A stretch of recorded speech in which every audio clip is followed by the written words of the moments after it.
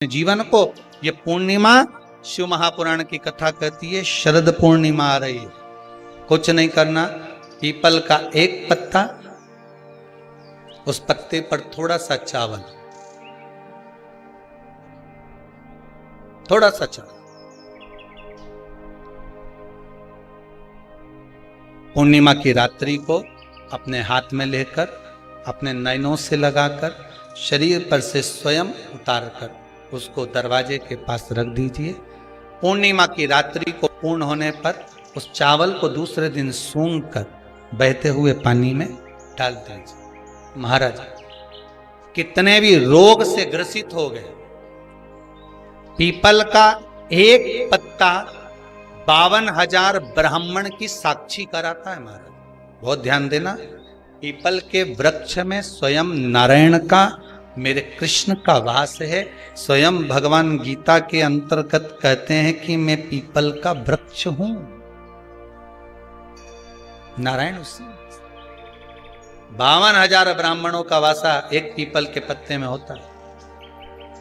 और आपको पहले भी कथा में कहा, गाय, ब्राह्मण, बहन, बेटी, ये सब काल का हरण करने वाले, काल को हरने वाले हो रोग तो मिटाई।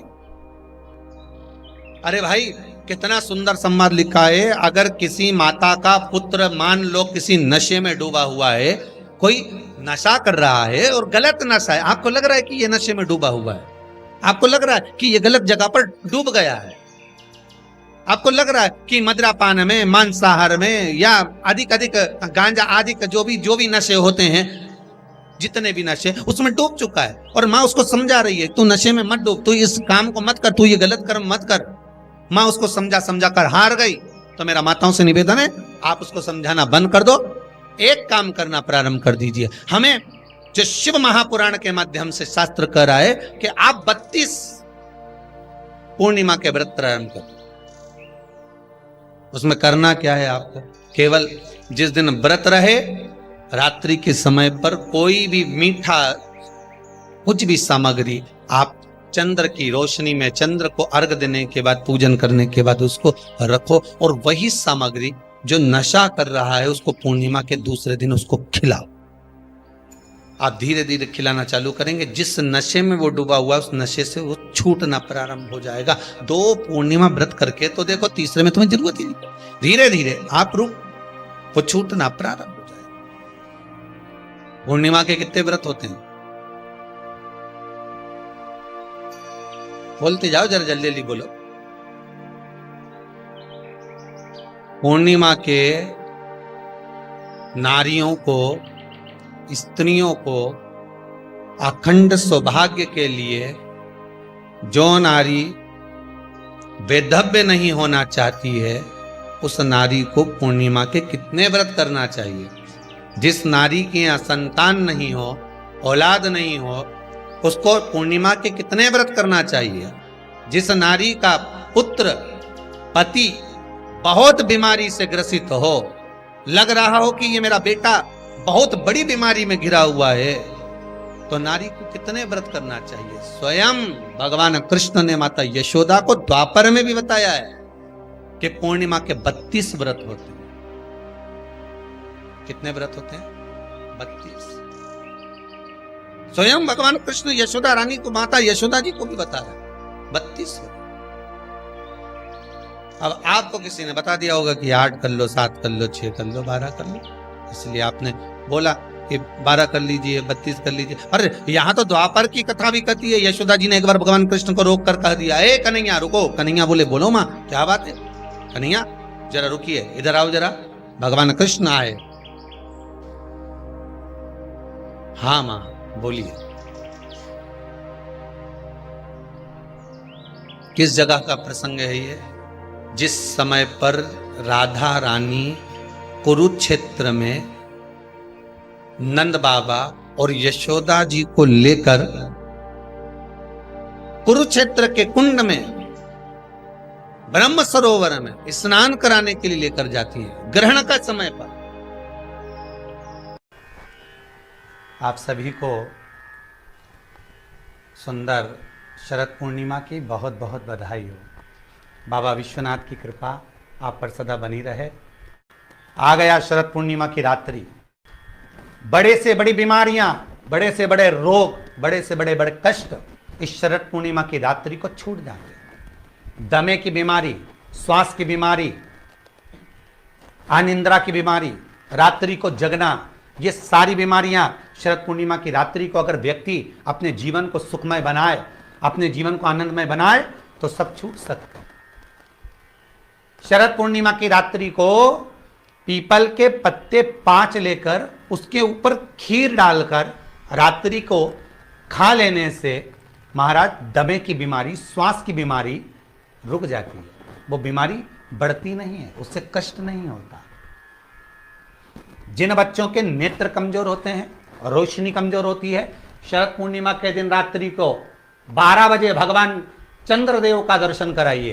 5 से 7 मिनट तक नयन मिलाएं चंद्रदेव के साथ और बाद में एक पीपल के पत्ते पर खीर जो चंद्र के नीचे रखी हुई है उसी खीर को चटा दीजिए। फिर चंद्र का दर्शन कराओ, फिर खीर को चटा दीजिए। महाराज नयन की ज्योति बढ़ती है, नींद नहीं आती तो निंद्रा देवी प्रवेश करती है, निंद्रा अच्छी आती है, आनंदित होता है। महाराज जिस व्यक्ति के शरीर में गांठ पड़ जाती हो, शरीर काला पड़ जाता हो, चट्टे पड़ जाते हो या दांत खाज खुजली हो जाता हो, उसके लिए भी शरद पूर्णिमा की रात्रि को 12 बजे महाराज भगवान चंद्रदेव के लिए 21 दिए जलाए जाते हैं। उस 21 दिए की कालोच एक थाली में इकट्ठी करी जाती है। कालोच को इकट्ठी कर कर शरीर में गाय के घी के साथ में जहां जहां जगह पर चट्टे हैं, गांठ है, वहां लगाया जाता है। उसको 5 या 7 दिन लगाइए। उसके बाद में रोज प्रतिदिन लगाने के आधे घंटे बाद स्नान कर लीजिए, आराम लगना प्रारंभ हो जाता है। महाराज आज शरद पूर्णिमा की रात्रि से लेकर कार्तिक पूर्णिमा की रात्रि के बीच में जो दामोदर भगवान का, कृष्ण का, शिव का मंगल आनंद करेगा, अभिषेक करेगा, पूजन करेगा, स्मरण करेगा, उसके सारे दुख दरिद्र दूर हो जाएंगे। रात्रि को आप बड़े प्रेम से खीर बनाओ, चंद्रदेव की साक्षी में रखो, भोग लगाओ भगवान श्री हरि को।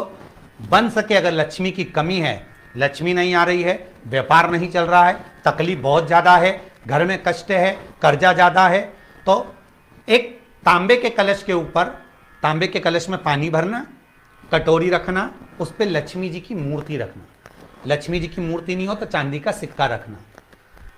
उसके सम्मुख में आप 31 दीपक 31 दीपक घी के लंबी बाती के जला देना।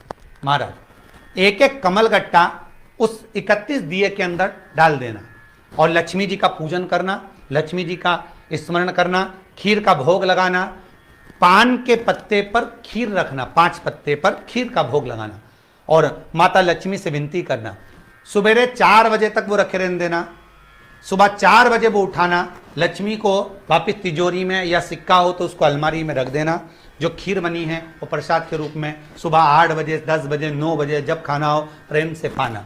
माता जो दिए लगाए हैं वो ठंडे हो गए होंगे, उनको रखे रहने देना, बाद में काम आते रहेंगे, या दिए विसर्जन करना हो तो आपकी मर्जी है। पर वो मट्टी के दिए लगेंगे, आटे के दिए नहीं लगेंगे, मट्टी के दीप लगाना है आपको। 31 घी के दिए लगाना है। लक्ष्मी जी का पूजन करो, कंकु, चावल, हल्दी, मोली से सब तरह से। शरद पूर्णिमा की रात्रि को सुख मिलेगा, आनंद मिलेगा, लक्ष्मी की वृद्धि होगी, कार्य सिद्धि होगी।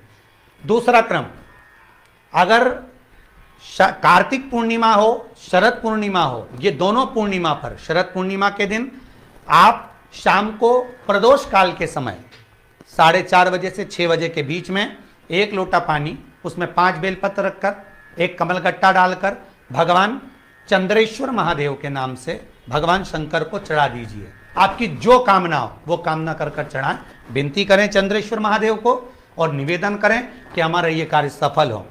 केवल शरद पूर्णिमा के दिन चढ़ाइए, कार्तिक पूर्णिमा तक क्या फल मिलता है हमको जरूर बताइए। आज भी शरद पूर्णिमा की रात्रि को और कार्तिक पूर्णिमा की रात्रि को गर्भवती नारी अपनी नाभि पर यदि चंद्र की दृष्टि पड़वा लेती है तो बच्चा विकलांग पैदा नहीं होता है। गर्भ से जो बालक होगा श्रेष्ठ होगा, विद्वान होगा, चतुर होगा, पढ़ने में होशियार होगा, क्योंकि ये चंद्र की किरणें जब समुद्र में उछाल ला सकती हैं तो आपके जीवन में भी तरक्की ला सकती है, उछाल ला सकती है। इसलिए सभी को हर हर महादेव, जय श्री कृष्ण।